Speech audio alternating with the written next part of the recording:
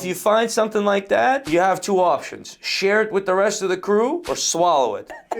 Yeah, that's like a 20 carat, 25 carat rock. Rough, yeah, it could be 30 carats rough. If you got a VVS 30 carat, then you're a millionaire. If it's pink, then you're on a yacht. The rarity, the mind-boggling rarity. We're breaking down Uncut Gems, Titanic, and Blood Diamond, and we're checking the facts on how they got their gems and their diamonds right or wrong. Motherfucking nincompoops.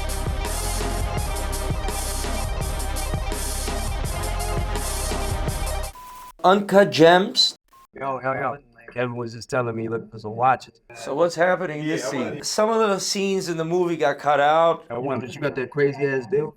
I want for 16. And they try to tell a story or whatever it is. So basically, his character is essentially trying to get rid of a fake watch to Kevin Garnett. Okay, so that's why he's trying to push that watch to Prezi. He's like, the Prezi, give him the Prezi. You got papers with us? That would be the craziest fucking thing to do if you have a guy like Kevin Garnett in your showroom, okay? Listen, man. Niggas call niggas out for this, man. Of course. That's a little bit more unrealistic, but stuff like that has happened with a little baby or somebody. Sell somebody a $250,000 watch that only was like a $5,000 fake. You get a $245,000 come up. All your problems go away. You got money to flip, money to dip. Just get this motherfucker to wear a fake. What's the difference? He'll enjoy it. And some people take that risk, and that's kind of what's happening in this scene. Hey, okay, look at this. Package from Fish Tonic. We want this. Yeah, now this was actually 2012 is the setting of the time. The FedEx guy that delivered this, or the guy that delivered this, was actually a FedEx guy that used to deliver to this office that I'm sitting in now. So to see him on set was just surreal.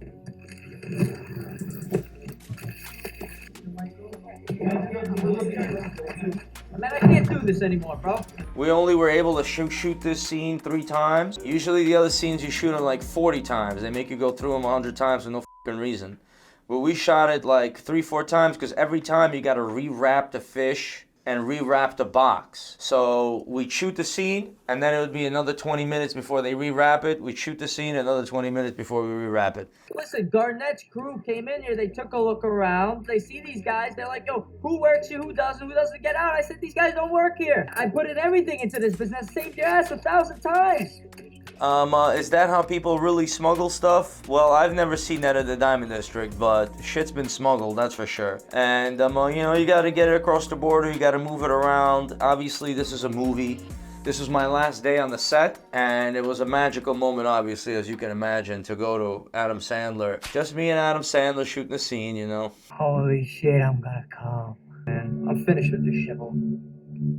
When I auditioned, this is kind of the script I wrote based on my own life experiences. So that's why this part stands out in the movie, dare I say, because I was able to write these lines myself. So I was my job was to rant at this guy while he is opening up the fish. Funny thing is that in real life, I was the Howard, and these are my employees, so to speak, and how they would be, dealing with my problems, but.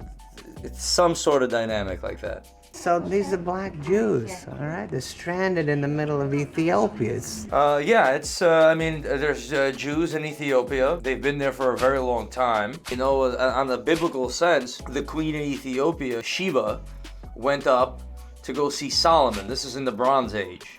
And they had a kid, or she got pregnant, and then she went back down and started, a whole sect or tribe down in Ethiopia, and if that's what they're talking about here, then that's what they're talking about here. Where do these guys get precious black opals? That's what that is. A black opal. So what are they talking about here? And I was there when they were filming this, actually. Me, Adam, and Kevin. Black opals come from Ethiopia. If you get that big rock, you hit the jackpot. Opals are stones that have a play of colors. You want your oranges, you want your reds, you want your greens, your blues, and if you have the right mix of colors in the right carat weight with the right cut, you can have a once-in-a-lifetime opal. So how do gems work to begin with? Diamonds are a separate market. You know your diamond, they're just a clean white stone, but you want the flawless, right? It's very simple to understand. Gems are a completely different story. You got heated, unheated, you got natural, you got Ceylon sapphires, you got Burmese rubies, you got all sorts of... The world of gems is a little bit more complicated, and in order to find out what you have to get it certified with several different laboratories yourself, and opals are one of the more complicated gems. But these you can't get your hands on these things, you understand? Yeah, there's Australian opals, there's Ethiopian opals. So again, let's figure out exactly how the gem world works. The earth is turning, the magma, the plates, tectonic plates are moving, extinctions are happening, and for one reason or another, in little clusters of the world are little places where if you dig long enough, you're gonna come across a gem. It could be a sapphire, it could be a tanzanite, could be an emerald. And guess what? Where you find those gems, other places in the world don't have, if they have those gems, it's always completely different. There might be opals in Australia, but they're not going to be the same as the ones in Ethiopia. They're going to be slightly different because the geological conditions that created gems were varied slightly. That's why the world of gems is so crazy. They're not everywhere. There might be an amazing deposit of a rare gemstone here in America. We just don't know where it is yet. God basically sprinkled them around and said, go find them. There's a place in the world, in another example, that has red emeralds. I forgot where it was. Red emeralds. Emeralds are usually green. These are red. And they are worth more than pink diamonds. Okay, they're very expensive and very rare. And there's some gems that are so rare that are going to be this big, and they're going to be $2.2 million, $2.5 million. How many carats is this? What, 4,000 or 5,000 carats? $3,000 a carat? So he's talking about a 4,000 or 5,000 carat. That's what he's estimating the opal to be. Now, in reality, you know, when you start cutting an opal, you don't know what you're getting at all. That's where the game begins. When you're buying the rough, right? People complain about the people mining the stones, how much they're getting for it. Let's not forget, if you mine the stone, you could just as easily cut it and just as easily polish it. If I was mining for a stone, I would not sell it rough. If I was mining for a stone, I'd cut it and polish it myself and try to find a way to get the finished gem.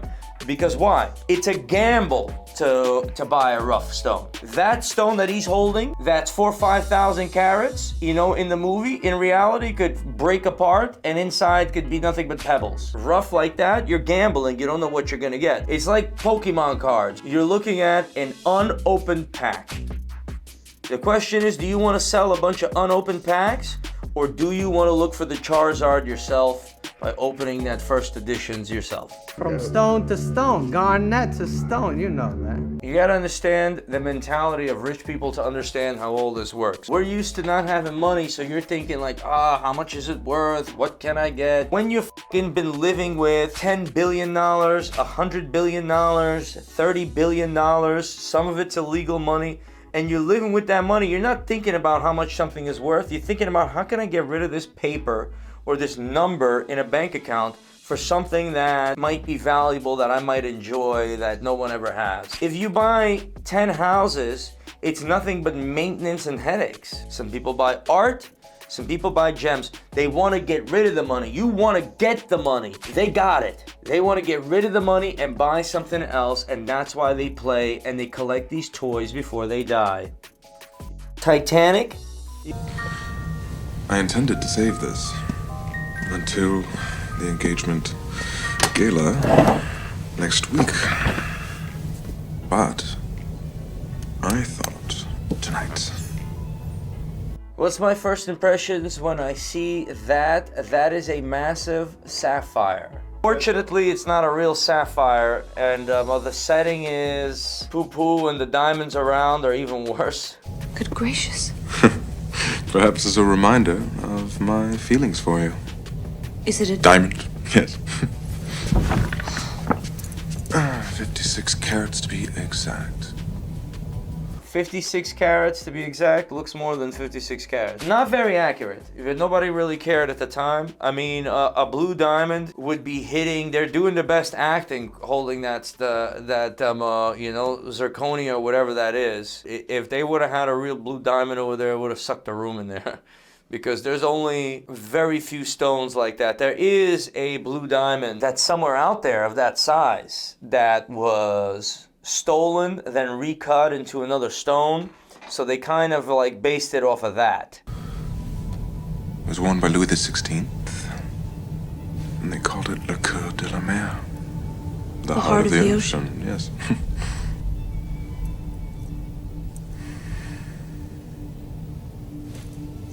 It's overwhelming. That's for royalty. We are royalty, Rose.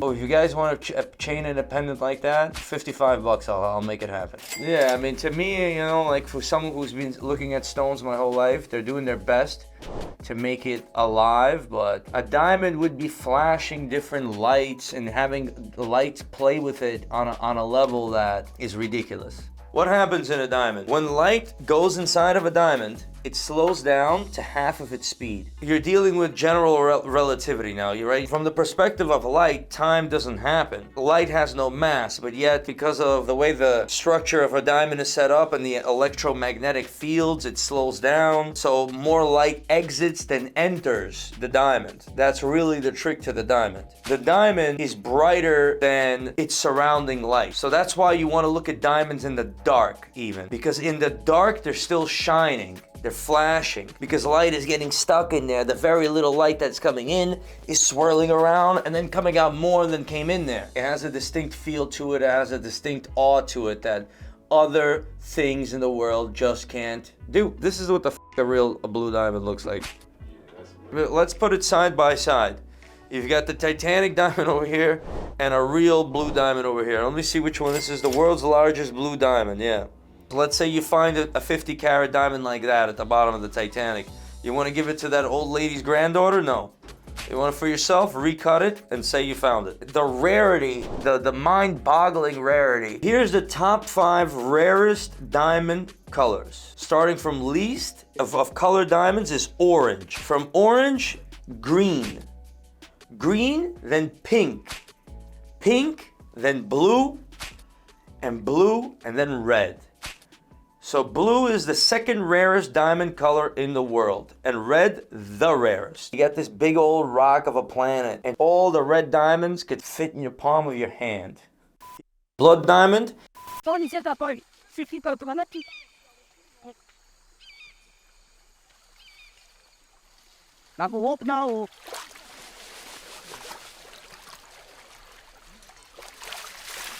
It's called artisanal mining, but I don't know why these guys are in there with the machine guns. Some people might not find the diamond for a year. It's a group of guys, they know there might be diamonds there and they start running that operation. Where to look for a diamond in Sierra Leone? Where are you gonna start digging? You dig, and if the dirt comes out with a black shale-like stone, usually that indicates that that's where diamonds might be. There's a geology to it. There's layers. You gotta clear this layer, then you're gonna have a layer of that, and you gotta follow it through all that, and it might look like what's going on over here.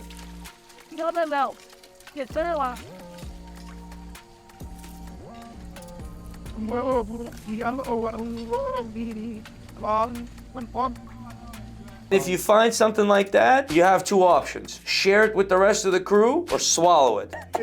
Yeah, that's like a 20 carat, 25 carat rock. Rough, yeah, it could be 30 carats rough. Millions, it could be millions depending on the quality and depending on the color.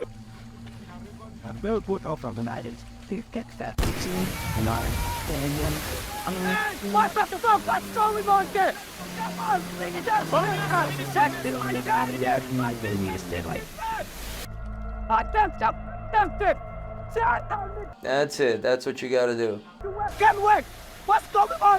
Boss, I won't go toilet. I must go now. But I gotta go to the bathroom was the oldest trick in the book. Go back on the team, boss.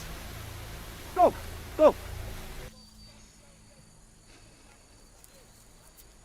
the sexual board. One more. Now he's making a mistake. He's checking it out. He's looking at what he found. That's for you guys in the movie. If you fucking got that rock, you better stash that. Don't even glance at it. Don't even think about it. Don't even look at it. If it's the worst quality, if you're like dealing with an I3 bluff stone, you gotta find a sucker to buy it. It could be 100 grand. If you got a VVS 30 carat, then you're a millionaire. If it's pink, then you're on a yacht.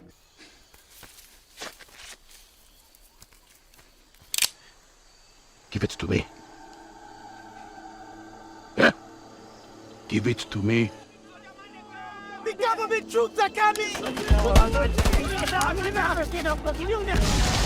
When these diamonds were flowing and the war was starting because it was fueling rebels against the government or whatever, Martin Rappaport was able to stop this war. That's the guy that took me to Africa, right? That's why he's so respected out there. He could maneuver through Africa with impunity. We could start our own militia if we wanted to, and I might. It's a bargain. He was able to stop the war because he was able to stop the flow of the diamonds and the money coming in and moving around. Oh, the diamonds were fueling a war. What you're watching in that movie, The Blood Diamond, you want to understand that this is people trying to make money. This is what Martin Rappaport says. God put the most expensive stuff amongst the poorest people. He didn't put the diamonds in New Jersey.